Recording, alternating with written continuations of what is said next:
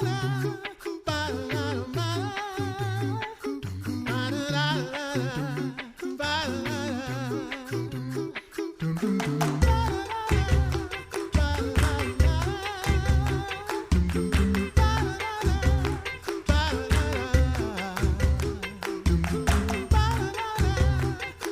listening to The Coffee Hour. I'm Sarah Golseth.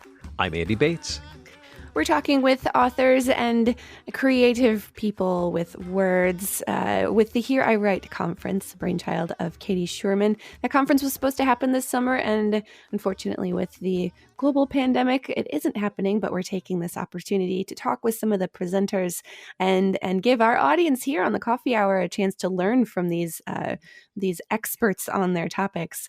Thanks to our underwriter, Concordia University, Wisconsin, for your support of the Coffee Hour. You can find out more about them at cuw.edu. Live uncommon.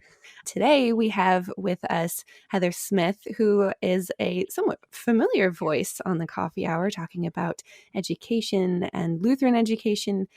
She's the wife of another familiar voice, Pastor Sean Smith, and mother to their son and writer for several publications. Welcome, Heather. Thanks for joining us on the Coffee Hour today. Thanks for having me. So your presentation, I'm really excited about this one, is the Rhetorical Architecture 101, which sounds really quite fascinating to me, and I'm looking forward to the next 12 minutes right now. First, what is rhetoric? What is the art of rhetoric? Right. It's important that we sort of understand it because modern concept of rhetoric tends to be that it is, just using inflated language to get what you want. That is not what we're talking about. So I'll give you a couple definitions from some ancient authors. Aristotle said that the art of rhetoric is the art of discovering in any particular case all the available means of persuasion. So persuasion is one of the things we'll think about as we go through this. Another definition that I really like from a later author is Quintilian. He says that rhetoric is the art of the good man speaking well. And I think we'll have need to come back to that as well. So if we're thinking just in practical terms, what rhetoric does is it is a system for thinking about writing and speaking originally that takes into account in a really comprehensive way the three essential aspects of any speech or piece of writing. And those are the author, the audience, and the writing itself. I mean, take any one of those away and you don't have a piece of writing or a speech, right? So those three things fit together in some interesting ways, and that's what rhetoric looks at. And I would say, as we start to think, okay, how does this architecture of rhetoric work? You kind of start with two pillars of rhetoric, and really they are called the two pillars of rhetoric. I'm not just making that up as part of my analogy here. The audience and the purpose for your writing. And I think authors who are highly successful have considered those two things. Who are you writing for? And what are you trying to accomplish with your writing? So those two things, the pillars of audience and purpose, become what holds up all your writing. And if you look at bad writing, usually one of those things has been forgotten. Look at good writing, and they're both considered throughout the whole piece, I think. Mm-hmm. So what is persuasion in writing and the three modes? Okay, so in Aristotle's definition, he talks about rhetoric being the art of finding all the available means of persuasion. So some people tend to think, well, classical rhetoric then is just about getting people to believe what you want them to believe, getting them on your side, which can be true to some extent, but there's more to it than that. And I would argue that all writing is persuasive in some form. So even if you're writing fiction, you're trying to get your readers to love the characters that you love and to dislike the antagonists.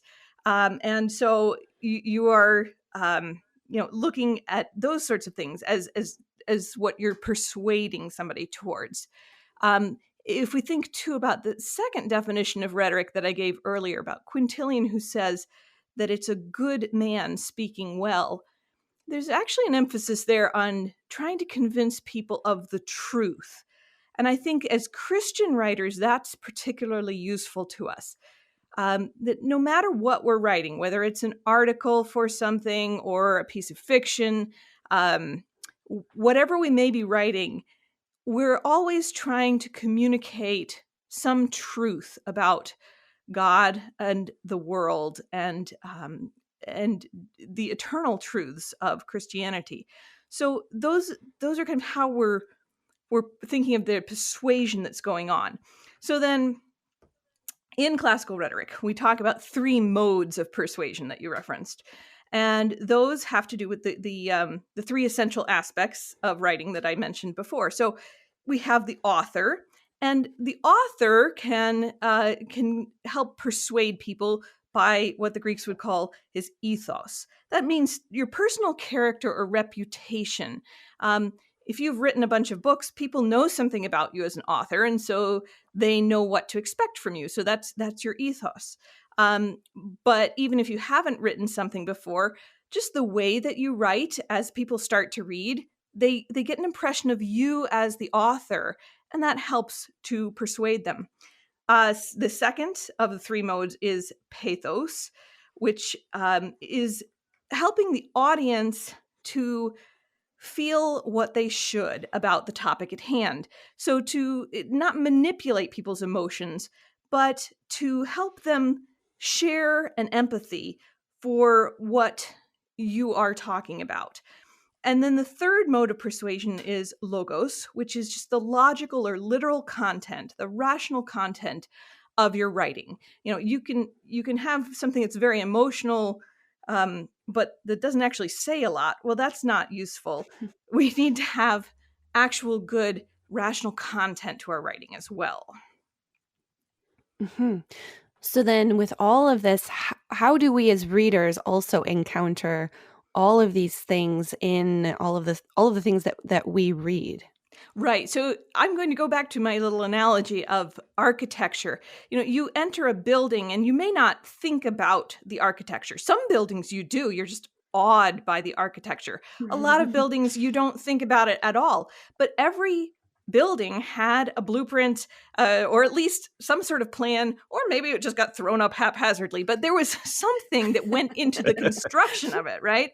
And that is true of writing as well. So I'll just kind of briefly condense what are known as the 5 canons of rhetoric. We're going to skip a couple of them that don't deal so much with writing. But any piece of writing begins with invention, an author deciding what he or she is going to write. Or, in the architectural analogy, what kind of building are you making? So you have to start with that. And then there's the arrangement of it. How do the rooms flow?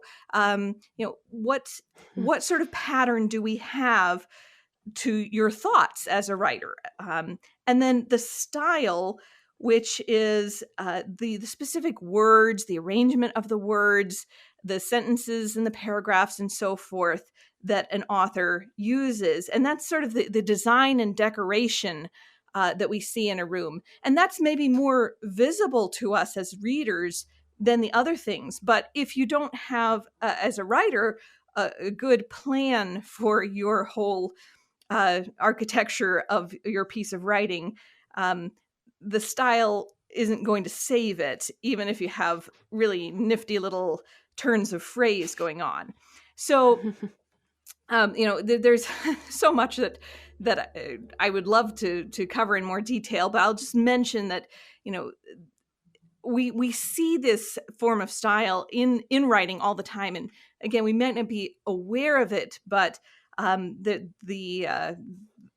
classical rhetoric way of talking about it is the schemes and the tropes, ways of arranging words or using words in metaphorical ways. Those are the embellishments that we often see and that make us aware of the planning that's gone into something.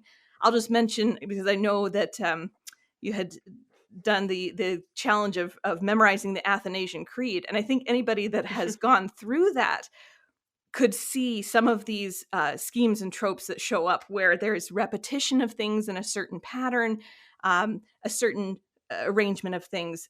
When you start to notice that, oh, there's probably a whole bunch of rhetorical underpinnings to this. Your final thoughts or encouragement for aspiring writers, and maybe even for readers too, as we consider this rhetorical architecture. I wanted to say rhetoric, but rhetorical architecture. Sorry. No. Yeah, it's a wonderful subject. There are lots of books you could find on it if you're interested in looking at more. I think my basic encouragement for authors is start with that, what I referenced of the two pillars of audience and purpose. Before you write anything, think about who are you writing for and what do you really want to accomplish with this. And those things, if you pin those down, you will have the basis of a good piece of writing. As Christian writers, I also think it's so important to keep in mind that definition from Quintilian, and to be the good man, the good author who's persuading people to believe the truth, not just wowing an audience, not just winning an argument, which is easy to do or to fall into, especially in social media world.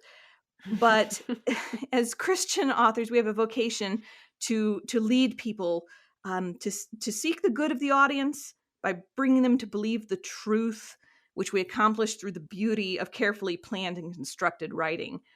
And then I'll just say for readers, your job in rhetoric is to be a sympathetic audience. Give the author the benefit of the doubt. Try to believe that he does want to convince you of the truth, and let your reason and emotion guide you towards that truth.